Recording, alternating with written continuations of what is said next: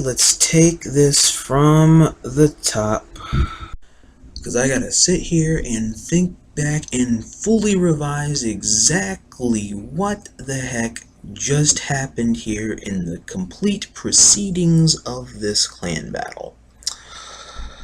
This is one of the very difficult factors in fighting two clan battles in the same time setting or in the same day, because stress will continue to accumulate and it becomes difficult in order to remain calm. And while a number of factors seem to mount against the slowing down process of this stressful attack as it is, there's also been a couple of very good factors transpiring amidst this clan battle that I could say that were very good redeeming qualities. First of all, I'd like to say good game to the premier battle in tow of the Cybertronian defense force that we fought here. And T.A.C.T, I wish for you to relish the victory that was accumulated here, because Arclight will be back. I can rest assured that Arclight 1 will return eventually with a more sophisticated or well-met force of members for his group whom wish to follow his cause more accordingly. One such member off the top of my head is a more recent person that had asked for a T.A.C.T tryout that also succeeded in passing a couple of my tests, but in finality of actually signing on to play for T.A.C.T, he chose to turn down the offer, which I respectfully understood, and I insisted upon the push of him joining and following Arclight 1's group in the Cybertronian Defense Force's future proceedings in the clan battle scene. And so, Shadow Man, I do wish you good luck in working with Arclight and see if you guys can accumulate some more members. And by all means, we will see you on the doorstep of the clan battle regiment once more. Okay, now, let's review. Now, while item use was detected at several different points between the capture the flag and in the conquest, specifically in the conquest where it was visibly seen, and in the capture the flag where it was visibly seen after the fact when it was utilized, between using intercooler and picking up the recharger, however that may be. But I'm not going to be that big of a stickler about the rules in this specific outline and review, in view of the fact that this was C.D.F's very first clan battle, and so I'm not going to worry about it like that. I don't have to be overly enforcing of the rules in order to establish a said point about said disqualifications here or there. The premise was for both clans in order to have a very good game fought, and for C.D.F to begin its footholding in establishing proper teamwork in all the areas allotted in order to become a successful gaming clan, as time will foresee. Let me get something to drink here. There's going to be a lot of shit to review. Okay. Point 2 is the use of substitutions, as C.D.F did have to call upon 2 specific substitutions in order to continue the premise of the clan battle. The original sign-ons for their group for the capture the flag was Arclight himself, Autobots 390, Mauricio Elite, Harris, and Killer Yamil. Killer Yamil, I don't know why it is he didn't decide to go and represent his team accordingly like he needed to, and it's not my concern. However, it needs to be appropriately addressed that when you sign on to be a part of a clan battle session or the entirety of the meeting in tow, that you're to represent your clan appropriately and be respectful of the clan leader in which you are following. Whether or not you like him or hate him isn't the issue, but can respect the decisions that he makes.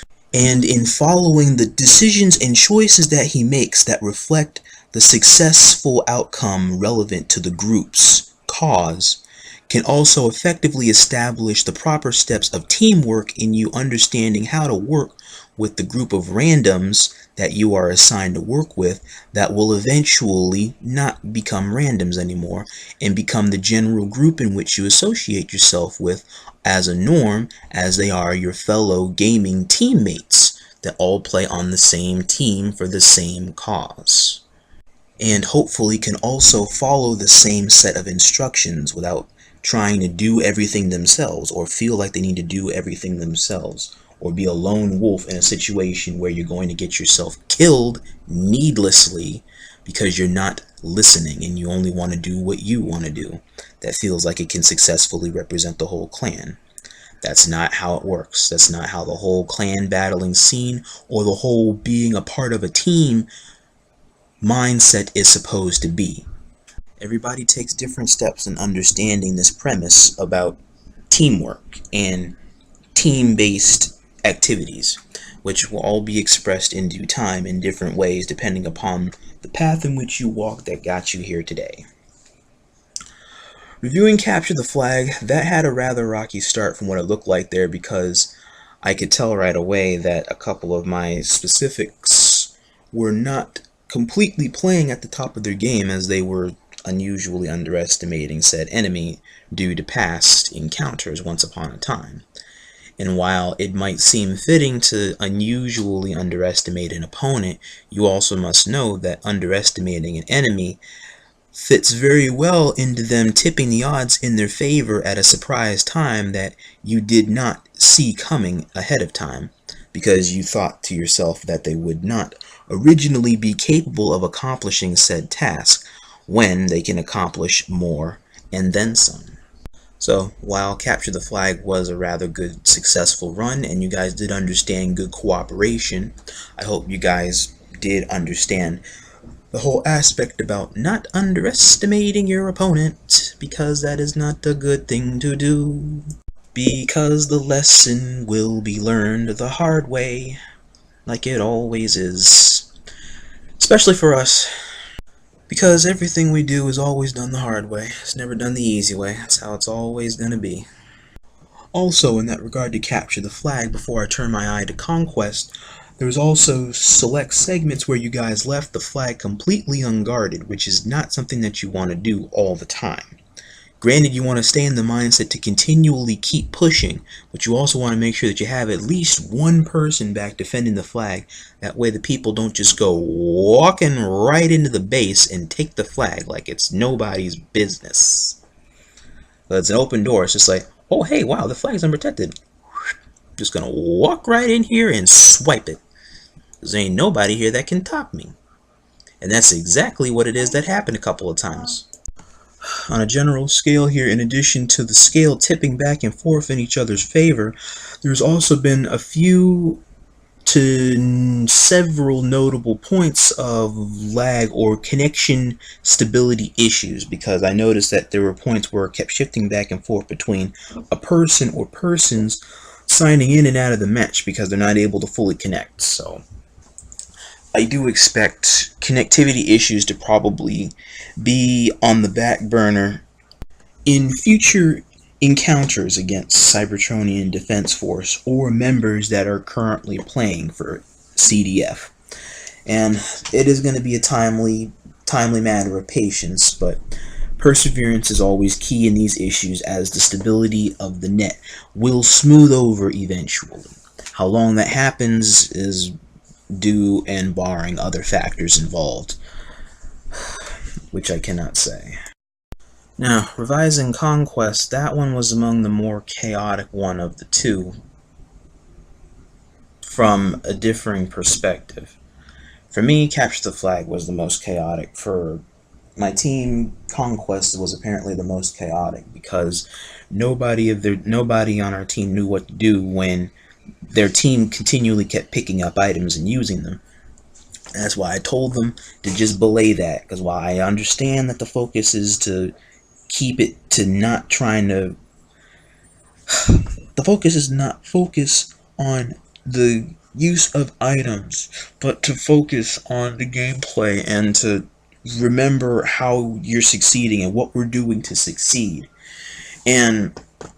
oh my god. And while I understand that, yes, a DQ does come into play because they're continually using or spamming the items, but it also has to be understood that I wanted you guys to ignore the use of the item things. I'll pay attention. That's my concern. I'll pay attention to that. I wanted you guys to focus on why the smoothness of the clan battle was suddenly shifting in our favor, and why everything started falling into place. That was the central focus I wanted you to continue to keep your mind on, and to not keep focusing on whether or not they're cheating or not. Because how we're succeeding in one, I wanted you guys to pay attention, because you're wondering why it is that score kept teetering back and forth for a while, and then suddenly it came right into our favor. That's because momentum and teamwork was in our favor, and you guys were playing to each other's strengths and weaknesses precisely as I presumed that you would. And I wanted you guys to know that feeling, because it's happening right now. That way it'll be easy to just jump shift and switch gears in using that momentum to your advantage in future clan battles that are on the horizon. That way teamwork can come very quickly, just like that, and the whole structure of succeeding that well can come as a general norm, and it doesn't have to be something that has to be gained through a grueling process of continually dying something different times before we finally get it together. I want us to have it together right at the get-go. This way, as time goes on in the clan battles, difficulty escalates. It becomes less problematic to work under stressful situations, and that way you guys can also adjust accordingly as you need to. Also, a plus point is that I noticed that during the C.T.F segment and the Conquest segment, you also made call-outs in advance about what you want to switch to, and then you went on ahead and switched to them accordingly, and were able to balance out the scale of momentum while not focusing or worrying about the maximum character output per loadout that's allotted to each team. And I like that momentum. I like that thinking, because that means that you were able to harness the thought process of being able to shift your gaming style and your playing style at almost any point without the necessitation of me allotting you what role you need to be, because you already have an idea of what role you likely need to play. And in switching at the right times, it doesn't shift momentum out of our favor that can also allow your fellow teammates to play off of you accordingly, and it still keeps the flow going, so it doesn't drop at any one point when we're trying to make a push or successfully attain a defense. And I like this. I want us to continue doing this more, and I want TAC to continue having that mindset more often. That way eventually it becomes a norm. Rinse and repeat, pretty much.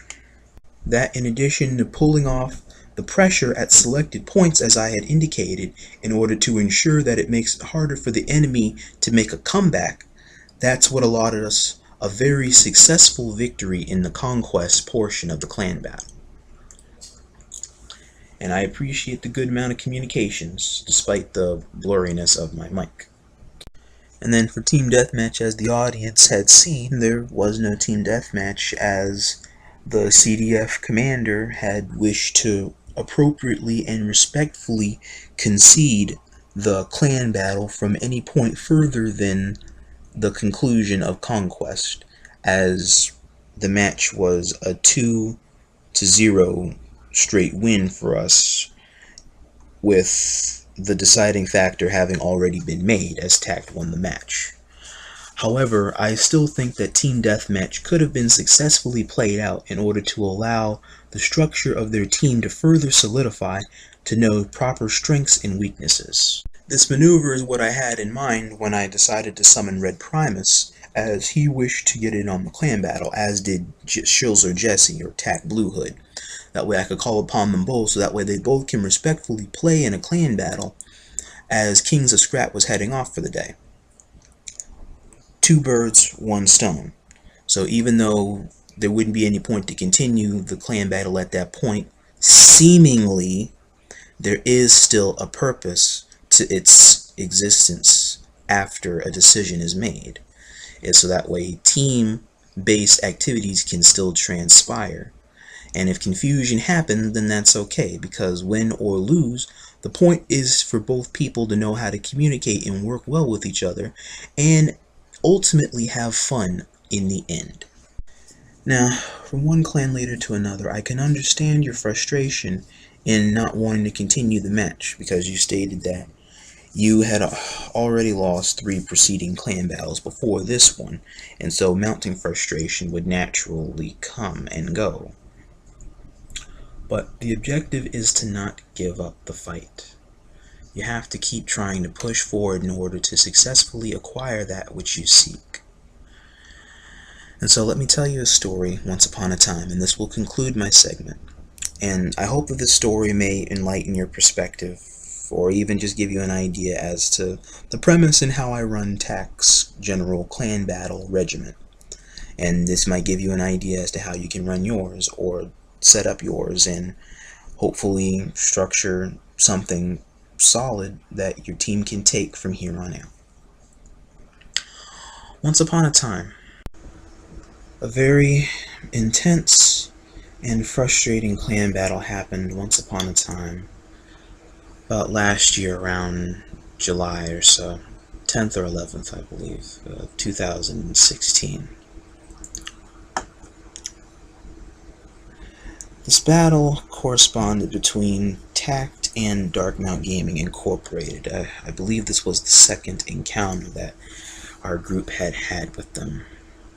And what had happened in the progression of that clan battle was that though the match was already at a point of finality, as it was a 4-part clan battle with a what was it here? A capture the flag, a conquest, a second capture the flag, and then a team deathmatch. We had already lost it at the first capture the flag and the conquest by the time I came around to the second one. A team deathmatch, the majority of my players were all more likely just exhausted, and the heavy hitter I had at that time, TGA, I know he was slowing down, but he still stuck at it. And halfway in the middle of that match, 2 of my players, TGA still kept fighting alongside me, but the other 2 of our players just decided to give up. They gave up halfway in the middle of the match because they were just saying it's pointless to keep fighting, because even if we win this match, we already still have lost the whole thing overall. So what's the point in continue to keep fighting? And I told him that the point why I want us to keep fighting is so that way we can keep working together as a team, and to learn why we're losing so badly, and to just have trust in me, to trust that I'm doing the right thing and that I'm making the right calls, because I believe in you. Otherwise I wouldn't want you here in the clan battle alongside me, learning all the same things that I'm learning, and accepting a lot of the things that I am also accepting about myself and what I can and cannot control. But still, it was insisted that they just backed out and just didn't want to, they just didn't have the fight in them anymore to keep going. I strongly urged the fact that I wanted them to stay, even though I made the substitution for A77. At that time, I strongly encouraged them to want to stay, that way they can learn why it is that we're losing and how we can keep improving ourselves. No matter how much we keep doing practice, if the real deal comes up and we still fall short, there has to be a reason why this is. And that's why I want us to stay here and to continue fighting this battle out to the bitter end, win or loss. And while they declined in order to do that, I still stuck it out. With the mindset I had at myself at that time, I would have honestly taken on the entirety of Darkmount myself, just to prove the point about not giving up the fight, even if it's already lost. I would rather fight a losing battle than to walk away from it altogether. Walking away from a match rather than staying misses out on an opportunity in many different aspects. Not only about you, but it misses out on an aspect about your team.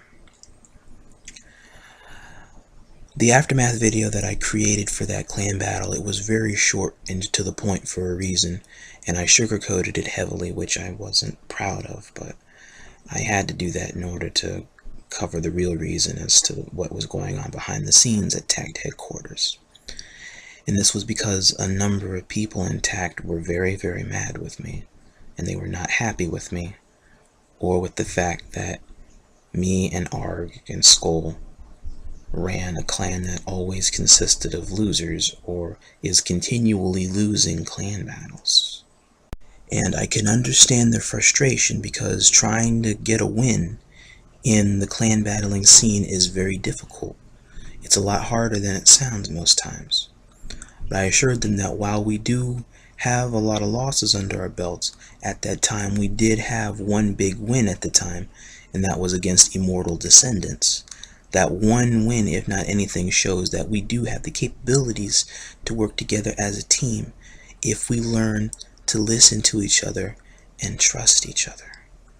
And trust is the key issue that fell upon deaf ears at that time for my group. And we had to learn the hard way how to trust each other. And yes, match after match with clan battles such as War Crying Guardians or TFL, TUH, EL.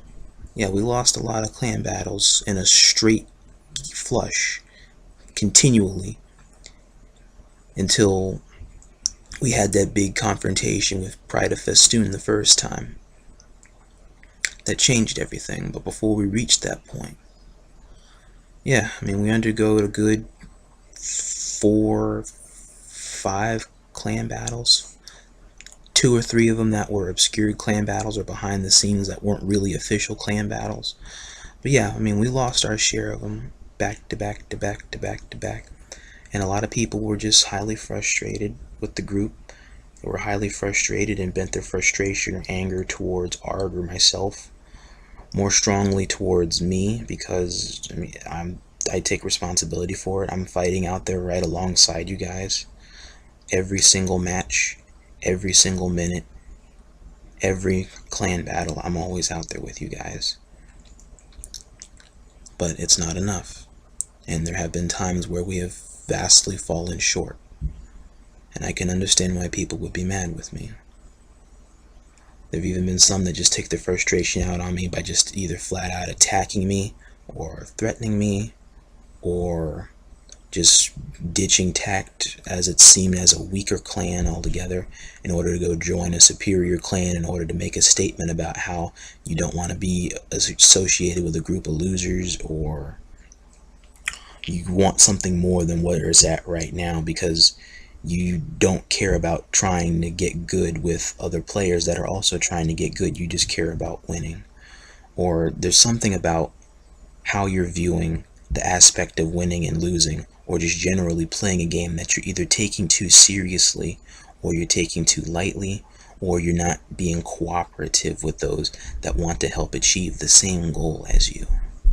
And I had to learn this over and over again, and it's a lot I learned about myself, and something that I'm still learning to this day in order to help continue the aspect of where new T.A.C.T is now, and all the newer players that I'm working with now, where I'm basically starting over, but I'm starting over with a much wiser disposition than when I originally started last year. And if there's anything to take away from this, is to never give up and to have trust in your teammates. Having trust solidified with your friends that are playing alongside you is key to them having your back at all the necessary moments that define when the tide of the battle shifts in your favor. And you'd be surprised how quickly that it actually appears. It appears much sooner than you realize, because it appears very quickly when we're cooperating, or it misses us altogether when we're arguing. It generally goes with the flow.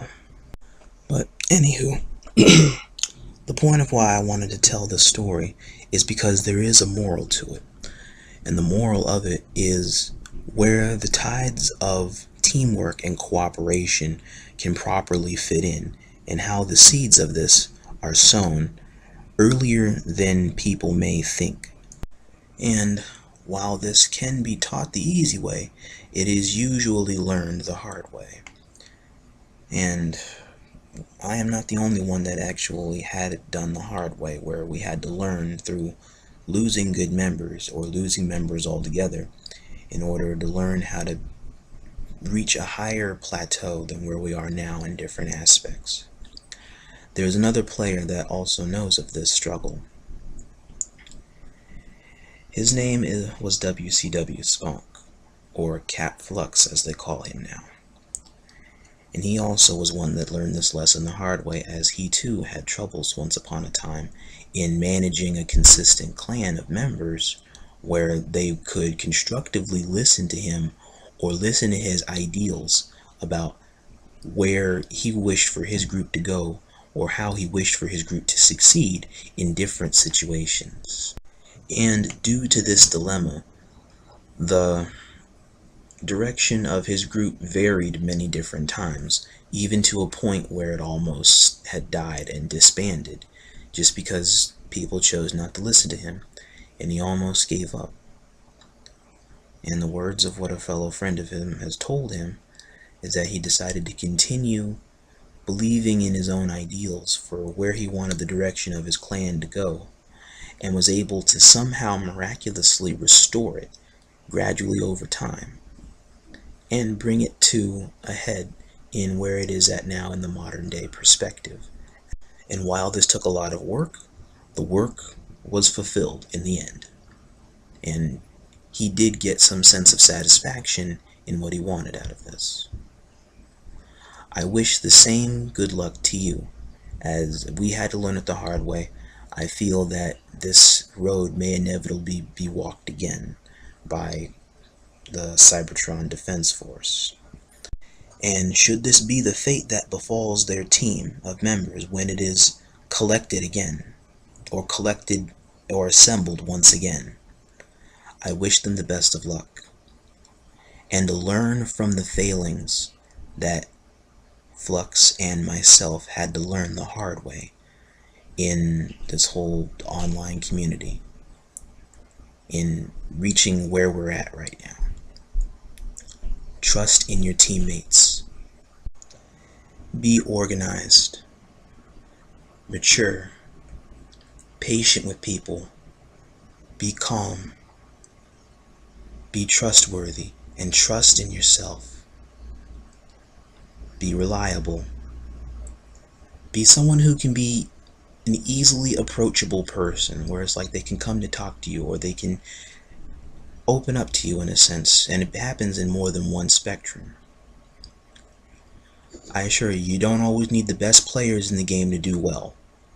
While yes, it does make some things a lot more simplistic, it's a lot more satisfying in a sense knowing that you worked very hard to achieve something that was given to you by others, and from others onto you. Actually, come to think of it, I think a friend of mine stated this a little bit more clearly once upon a time.